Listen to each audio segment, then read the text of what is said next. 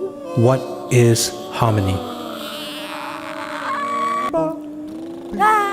What is harmony? Where multiple voices, ingredients come together to create a new object or a new body.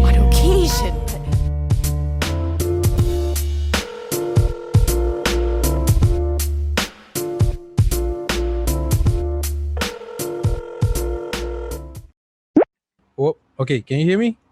I'll just introduce myself. My name is Lisa, but you can call me Liz. And yeah, my name's Trina. So nice to meet you.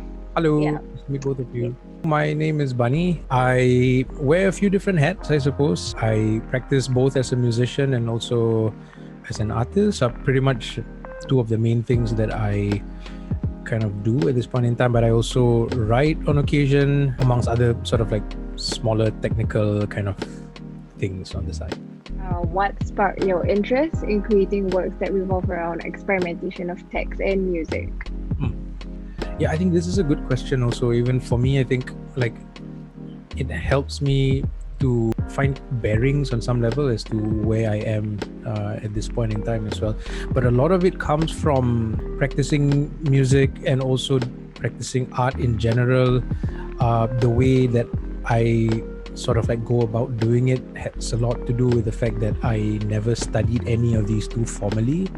So having not come from art school in the times when I was starting out, and also musically as well, I guess one way for me to respond to that is that, entering into either of these territories, even in writing, a lot of it revolves around making sense of an existing material or an existing medium. Okay, so for our next question, it's more towards your recent project, which was Trouble with Harmony.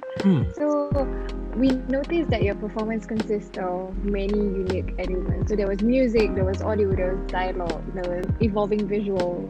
How would you describe your medium for that piece of work? I think it was quite clear that we wanted to do a video work, but all the different elements that came together, I think that was where it was the point of excitement in trying out different tools and different ideas. But then there were a lot of different elements that sort of came together for that. The first one that I guess we could talk about would be the text. So the text is actually the first layer of how this work started. So as you know, that this was primarily a work or a conversation that I had with Weng Choy, who's currently based in KL. So I've known Weng Choy for quite some time, and in this project NTUCCA asked whether we wanted to sort of do something together, and which is great because I've never had a chance to work with him on this capacity before. So we were corresponding through email, we were exchanging different texts that revolved around this theme, Trouble with Harmony,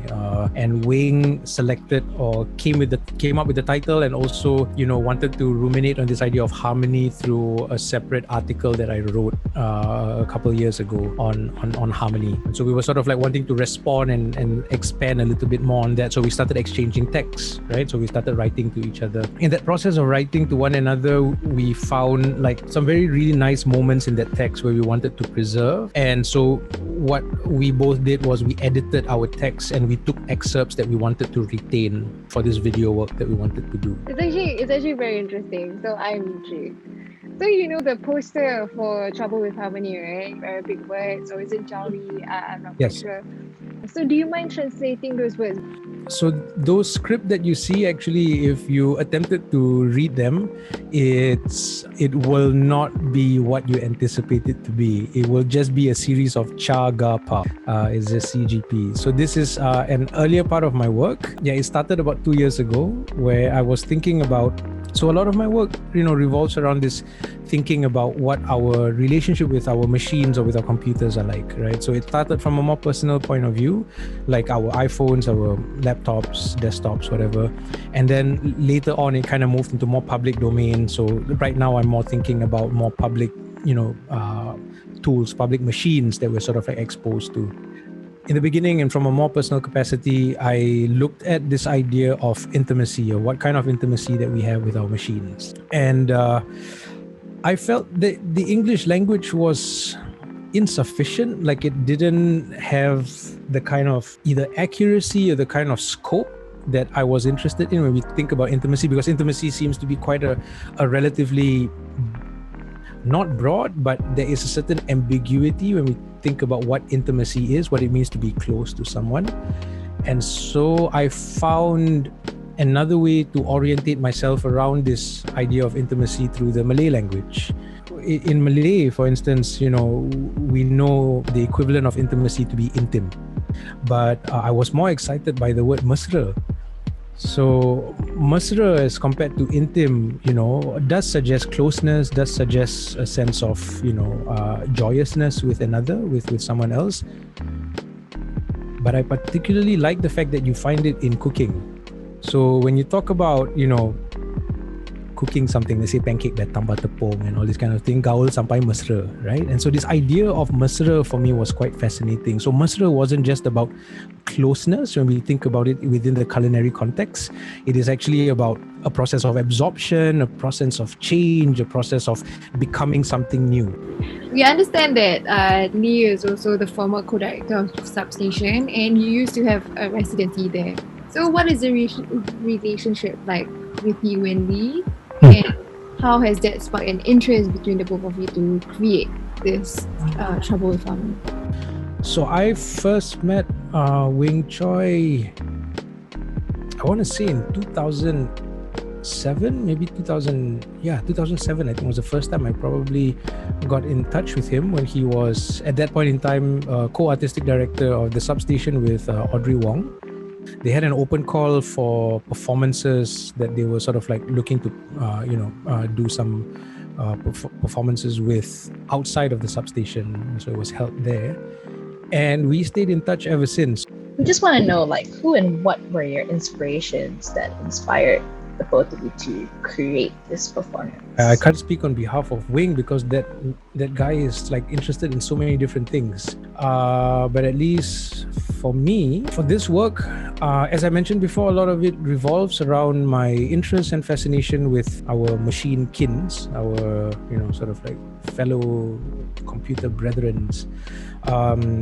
It's been that way for a few years right now, and I guess I've been thinking a lot more deeply about them. And so in Trouble with Harmony, I think it is about thinking about this complexity and paying a bit more attention to what it means to have harmony with machines. Anything else, that's probably something that I would point out to.